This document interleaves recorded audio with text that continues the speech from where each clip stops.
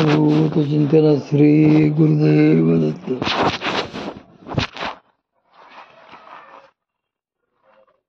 माझ्या सर्व साधक बंधू भगिनींनो, आपण परमपूज्य मामासाहेब देशपांडे लिखित येईचे पश्चिमा दिशा घरा ही पुस्तकं वाचनात घेत आहोत.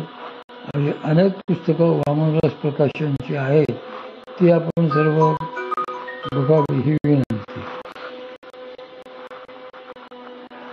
आता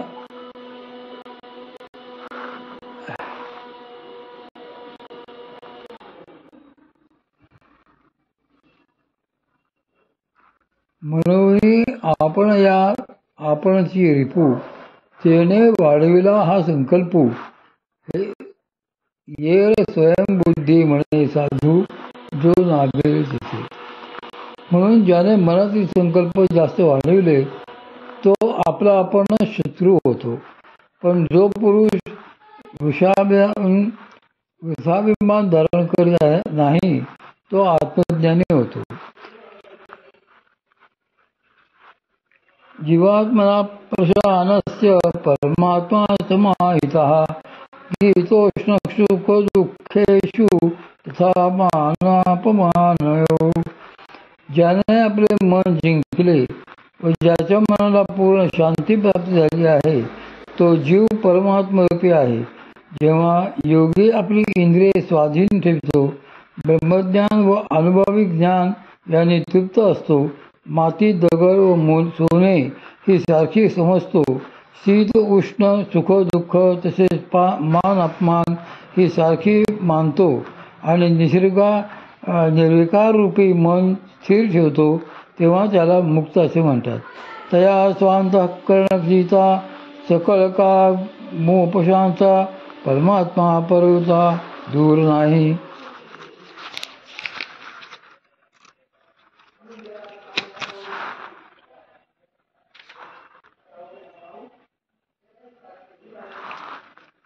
तया याचा अर्थ ज्याने आपले ध्येय आत्मसाक्षात्कार रूप ठेवले आहे त्याला.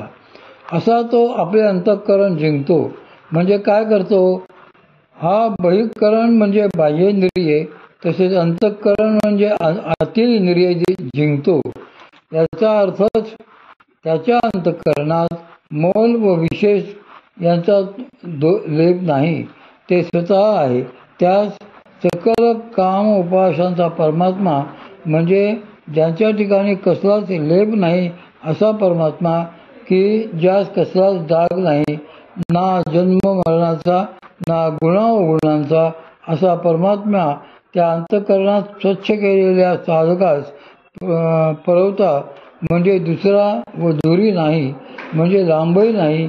याचाच अर्थ जीवो ब्रह्मैव महापरः ब्रह्मज्ञानावली माला 20. जीव हा ब्रह्मातून अलग होऊ शकत नाही हे नीट समजण्याकरता पुढील ओळी माऊली सांगतात. जैसा अखिळाचा दोष जाये तरी पंधरे हेची होये, तैसे जीवा ब्रह्मत्व आहे संकल्पलोपी. किराळ म्हणजे हिणकस सोने. वास्तविक पाहता सोने शुद्ध असते, परंतु त्यात काही तांबे वगैरे मिसळल्याशिवाय त्याचे अलंकार बनत नाहीत असे नाही. पण तो लवचिक राहिला तर तो वरच्यावर या ना त्या कारणाने वाकणे सुरू होऊ नये म्हणून त्यात इतर धातू मिसळतात, त्यामुळे तो कडक राहतो. तसेच त्यामुळे अलंकारातील सोन्याची झिजही कमी होते. आता या अलंकारातील शुद्ध सोने आपणास जसेचे तसे हवे असेल तर त्या अलंकारास मुशीत घालून जाळतात. पण गंमत अशी की त्यातील सोने जळत नाही तर त्यातील हिणकस जळून जाते. तसे जीव व शिव यांच्यामध्ये वासनारूपी डोंगर उभा राहिल्यामुळे ते एकमेकांना पाहू शकत नाहीत. सूर्य व सूर्याचा किरण यामध्ये ढग आल्यावर ज्याप्रमाणे ते एक असूनही ढग बाजू जाईपर्यंत किरण सूर्य एक आहेत याचा अनुभव येत नाही, किंबहुना सूर्यच आहे किरण नाही हे समजत नाही. त्याप्रमाणे हृदयस्थ परमात्मा व जीव हे जोपर्यंत अंतःकरणावर मौलविक्षेपाचे थर आहेत तोपर्यंत एक आहेत किंवा कसे असा भ्रम होतो. तोच भ्रम वासना जळून जाता उरत नाही व मग मी व परमात्मा दोन नाहीत असा अनुभव येतो. किंबहुना मी पण नाही, एक परमात्माच सर्वत्र भरलेला आहे असे अनुभवास येते. अर्थात हे मनाचे संकल्प विकल्प लोपतच घडते. हे अधिक पटण्यासाठी माऊली पुढील ओळी घालतात. हा घटाकार जैसा निवालिया तसा अवकाशा न लगे मिळो जाणे आकाशा आना होय ठाया. एक घर आहे, अर्थात तो ठेवला तरी आकाशातच म्हणजे पोकळीतच आहे. एक घट आहे, अर्थात तो ठेवला तरी आकाशातच म्हणजे पोकळीतच आहे. परंतु तो ठेवल्याबरोबर त्या घाटातील पोकळीला दुसरे नाव पडते, कारण तेही आकाश म्हणजे पोकळीच आहे. हे घटाकाश. आता पुढे केव्हा तरी तो घट फुटला तर आकाश काय घटाकाशाशी शोधावे लागते. तसेच जीवाचे संकल्प संपतात. तो परमात्मा स्वरूप प्रकाशात होणे आहे. पुढील ओळी यास पुष्टी देते पहा. देहांकार जाऊ दे तैसा देहांकार नामिया हा समूळ जयाचा नाशिला तोच परमात्मा संतला आधीचा आहे. त्याचप्रमाणे प्राणी मात्र जो देहालाच मी म्हणतो ते न म्हणता मी देही आहे हे त्यास कळेल. जसे घर मी आहे त्या घरातून मी अलग आहे तसे देहातूनही मी अलग आहे ही खात्री झाली. परंतु ती खात्री सदैव टिकली तर तोची परमात्मा संतला दुसरा नाही इतकेच काम. दोरीवर साप भासतो परंतु दोरीचे ज्ञान होते त्यावेळी सर्प नाहीसा होतो असे नसून जेव्हा सर्प भासला तेव्हाही ती दोरीच होती. तसेच जीवाचे एक महत्त्व आहे. असे झाल्यावर काय होते रे, त्यासाठी पुढील ओवी दिली आहे. कारण कित्येक मंडळी शब्दज्ञान झाले की लोकांना फसवितात. यावर आमची आई म्हणायची की असे जे लोक शब्दज्ञानाने फुशारकी मारून आम्ही मुक्त परब्रह्मच आहोत अशी खोटी समज करून घेऊन लोकांना फसवितात त्यांच्या अंगास उद्बत्तीचा चटका द्यावा. त्याने हा हू केले नाही तर समजावे की त्याचे ज्ञान अनुभूतीचे आहे. कारण देह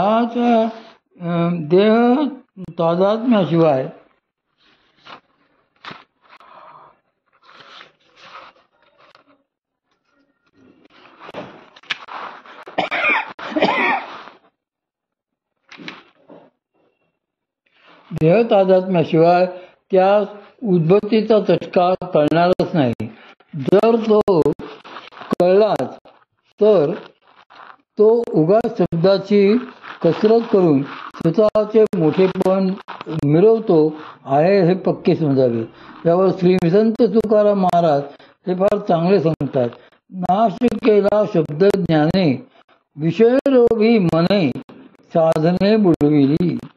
यासाठी पुढील ओवी घातली आहे.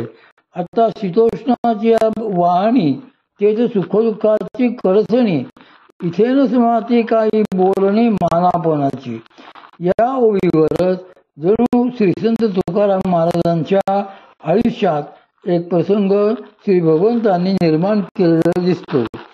यावर माझी आई फारच बारीचे सांगायची. श्री संत तुकोबाची गोष्ट. एकदा श्री संत तुकाराम महाराजांच्या भजनी दोन मित्र लागले.